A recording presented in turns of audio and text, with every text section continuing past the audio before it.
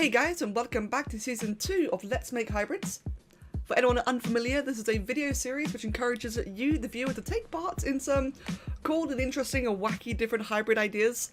And so far the general result has been an amazing variety of artworks and getting to know a whole bunch of really cool people. And for our very first prompt of season 2 we had the Griffin, thus any bird or any big cat that you can think of, in some kind of Griffin-y type of form. And I have to say that this one already started off with a bang, as the very first entry here by Sami features a black palm cockatoo, black red-tailed cockatoo, and a tiger as a hybrid. And this one really struck me because, again, it's a third, like this is the very first entry, and it just came out looking so striking. The colours are absolutely gorgeous, it's got so much personality into this character. And I know some people might be thinking, well, where's the wings? It's a Griffin. She actually tattooed the wings onto the back of the character. And like I said, I just thought it was such a cool way to start things off. And I really love just all the neon markings. And next up by Polar Mo, we had the melanistic barn owl and golden tiger. Once again, another beautiful example of stripes and markings. I really love the variety of colours and shades, especially how the shoulders and the passing around the eyes and the tip of the tail have a much darker black and blue colour palette. It just really makes like a very nice contrast compared to the rest of the creature, which is a golden tiger, therefore something more elegant and brighter looking. Not to mention just the pose itself is very striking, and just the way the eyes can stare at the viewer. It looks wonderful. And for the third featured submission, we have Guggenheim with the Holtzin, Terrorbird, and Melanistic Tiger. Again, with the markings, it looks incredible. But really, just the entire design of this one, it just looks so foreboding. I love how powerful, and also just a general muscle mass and just how large this creature looks. It's got a very imposing vibe, especially the way it's kind of turned away but looking at the viewer. The fur texture, especially around the shoulders, the arms, and the back, the fur texture looks absolutely incredible. Plus a sense of lighting as well. The wings are a very interesting design, and I really like how they do have like a bit of feathery integument, but they're mostly just kind of either for show or probably for combat, I imagine. Plus the addition of these spiky quills and the overall darker colour palette really does make for a more imposing creature. And next up by Sarah Birkham, we've got the leopard blue jay, a sentient species of griffin. They are highly antisocial, preferring to live alone.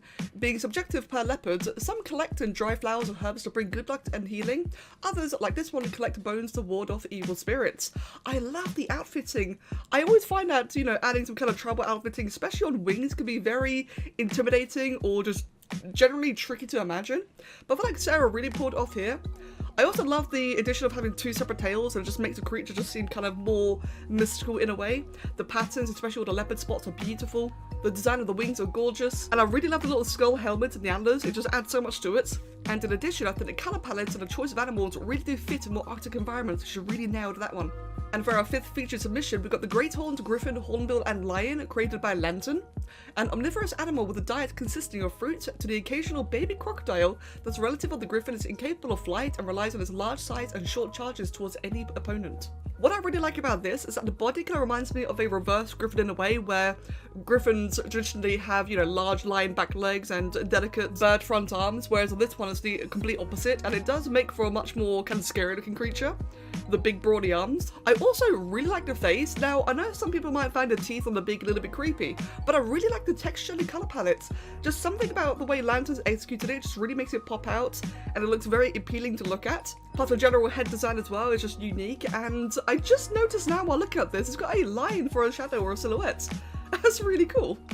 And next up by Kavava Dare, we've got the Linquilla, which is a mix between a caracal and a Philippine eagle. What I really like about this is how we get to see the contrasting differences and how they translated it into both sport and as a 2D image. The drawing itself looks very elegant and very fluffy. I really love just the overall outline and line art. The colours as well, especially on the shoulders and the thighs, just all the individual brushstrokes for the fur, it just looks really nice, really satisfying to look at, not to mention her face, just looks very gentle and quite intelligent.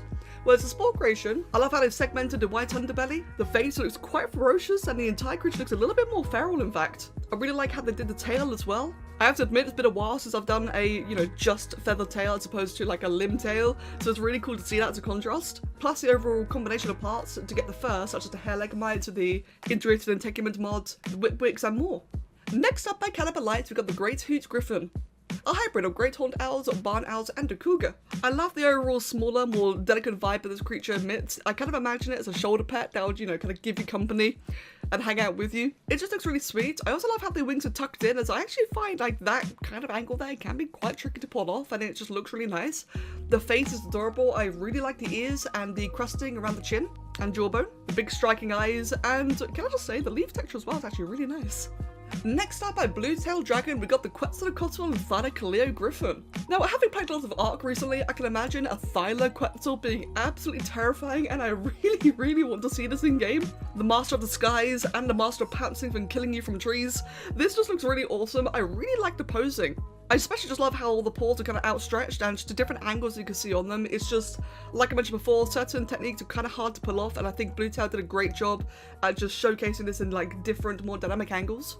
I also really like how the stripes kind of interchange in colour. The tail in particular looks wonderful, and I also really like all the different poses in the background, just all little construct sketches, as it just gives this creature so much more life, and you can really imagine it in just different sorts of environments.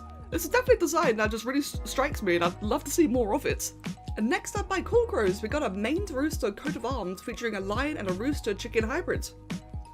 Now, Cool Crow mentioned about how the idea of the creatures just immediately made her think of, you know, the really old-fashioned coat of arms designs, and I can really see it. I think she's done such an amazing job of just translating that idea.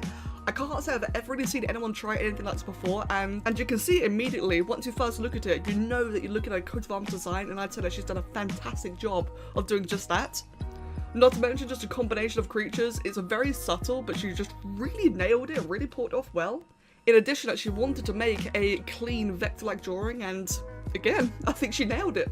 It's simple, it's clean, it's extremely well done. Next up by the Kiilstofte, we've got the Cyanositta Brachyrhinonicus, which I may have butchered, I apologise, which is a hybrid of the crow, blue jay, and cat bus hybrid. Now, this does have a very long and interesting description, which I would recommend pausing to have a look at. But overall, when it comes to this creature, so it's inspired by the cat bus, therefore I understand the compartment on the back. The idea is that it's meant to be a bit of a mystery as to whether it's a compartment, like whether it's carrying cargo or if it's a part of the creature itself, and it's just a very unique and different idea.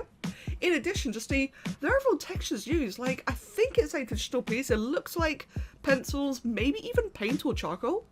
The overall texture just looks beautiful, and it having just a big black carrier mass actually kind of gives me a very old school, like kind of like 1940s, 30s kind of photographic vibes, and as I mentioned, it just looks very old-fashioned, and I really am impressed that they were able to get that kind of texture out. I love the design of the face. I love the ears, the cheeks, all the fur around the beak. It just looks really nice and how it flows together. The wings, especially just how they curve at the tips, is absolutely incredible. And as mentioned, just an overall really appealing concept. And next up by Genopothia, we've got the Great Clouded Toucan, a hybrid between a clouded leopard and a toucan. This bird is one of the largest alive despite its DNA source's smaller sizes. It is larger than even a Californian condor. While this bird is omnivorous, it prefers the easiest source of fruit over hunting down prey. I really just love how big and powerful this creature looks. For it to be bigger than a Californian condor, I think she's really nailed just the overall size and mass of the wingspan. I really like the patterning, I just think that looks really awesome, and the bright yellow beak just makes it look so striking, and it's a wonderful contrast to the pale wings and the blue feet, or talons. The tail as well, I like how it's got both the feathery tail and the actual leopard tail. It's a really nice touch, and the environment, can I just say, the environment as well is really beautiful and really portrays a lot of depth, so hey, you're really well done for that as well.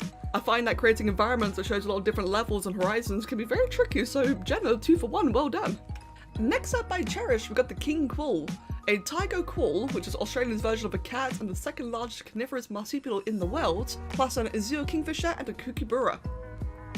Right, I need to look up what a quoll is, but that sounds awesome. But the overall design of this creature, I love how vibrant it is. I love how the sun catches the wings. It just looks beautiful, the colours. The feathery textures are just absolutely stunning and really worth, you know, getting a close look at. Also the shine on the eyes as well. There's a lot of reflective lighting. I love the really subtle shades of blue and purple along the arms and tail. This is just beautifully colourful and beautifully textured. It's just such a cool looking creature. It again gives me the impression of something much smaller, much more delicate. In this case, probably even quite mystical and rare. I can imagine this one being like a really cool and impressive thing to see in the wild. And I just love it. I also just love how it's got a bit of a almost fairy-like appearance in the fact that it just looks very happy and light-footed. Next up by Mava, we've got a cute little tiger griffin cub. This one's made entirely in vanilla spore, which is what I always love about Mava's designs, is that they are always vanilla spore. I want to draw attention just to these stripes along the forearms and the feet, how just how well he's kind of balanced that out, because again, in vanilla spore, actually in spore in general, textures are a nightmare, but it's kind of bent it to his will in this case. The face and beak is adorable. I really like the ears, and the feathers just look so clean and nicely done. And like I said, just a really sweet little concept. Next up by Effective, got the Lion Robin Griffin.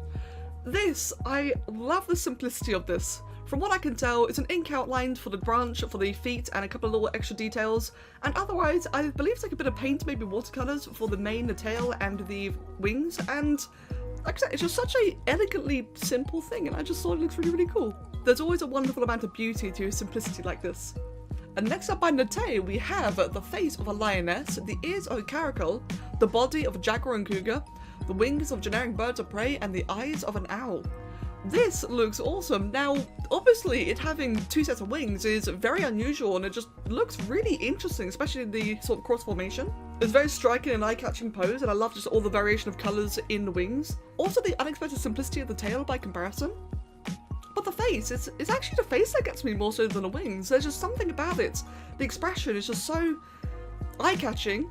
But what I really like about it is how it doesn't look flat. I know that might sound a little bit strange, but the face just looks remarkably 3D for what it is. I think it's the subtle shading and lighting on the eyes. But whatever techniques have been used, NetEdge did a fantastic job of it and just made like a very convincing looking animal face looking straight at you, as opposed to, you know, like a flat illustration kind of looking vaguely at you, if you kind of understand the difference there.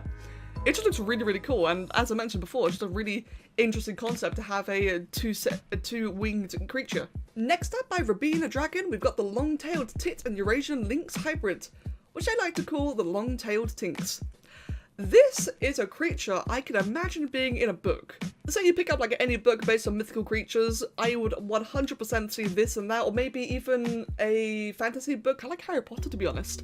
I just think it looks like, as an illustration, as a drawing, she just did such a stunning job of it. It looks incredibly professional.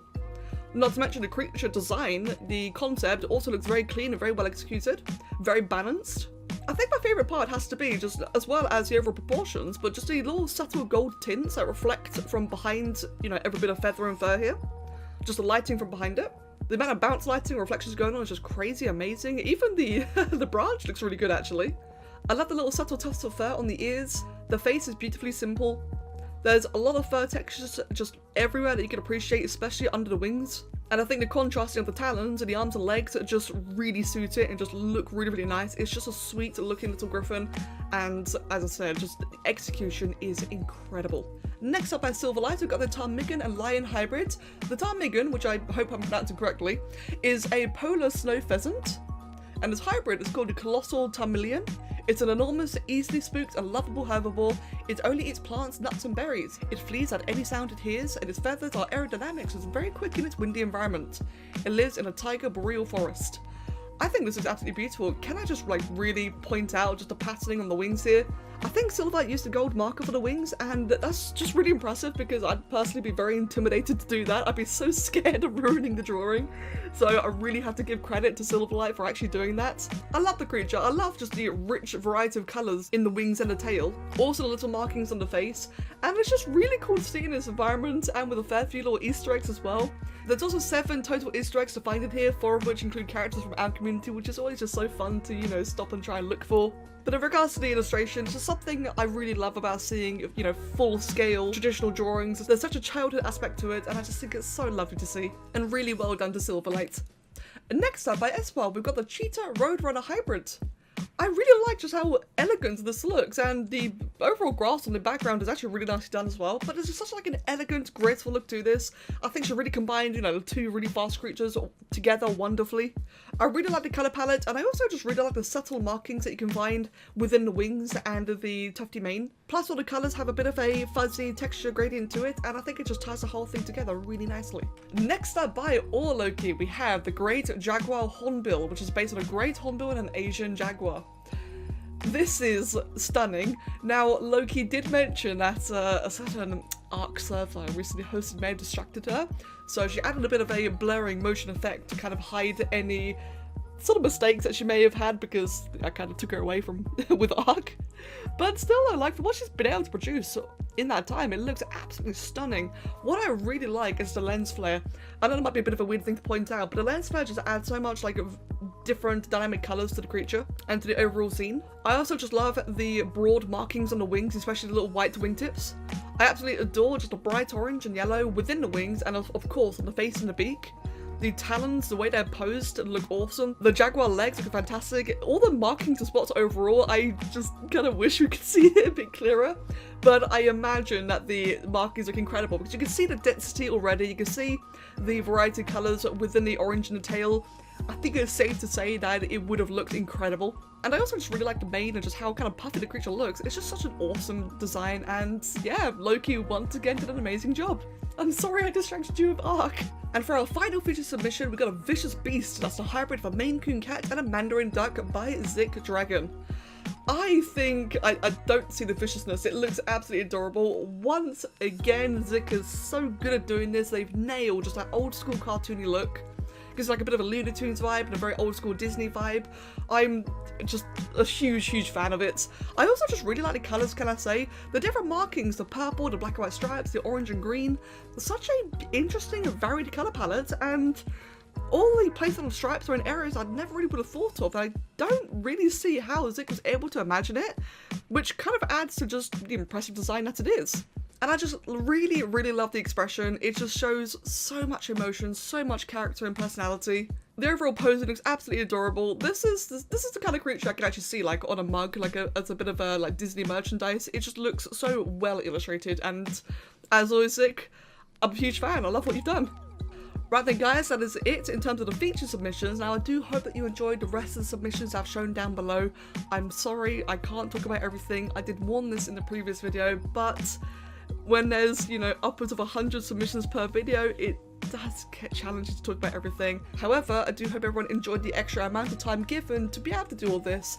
I can see there's overall just an amazing quality of variety of artworks.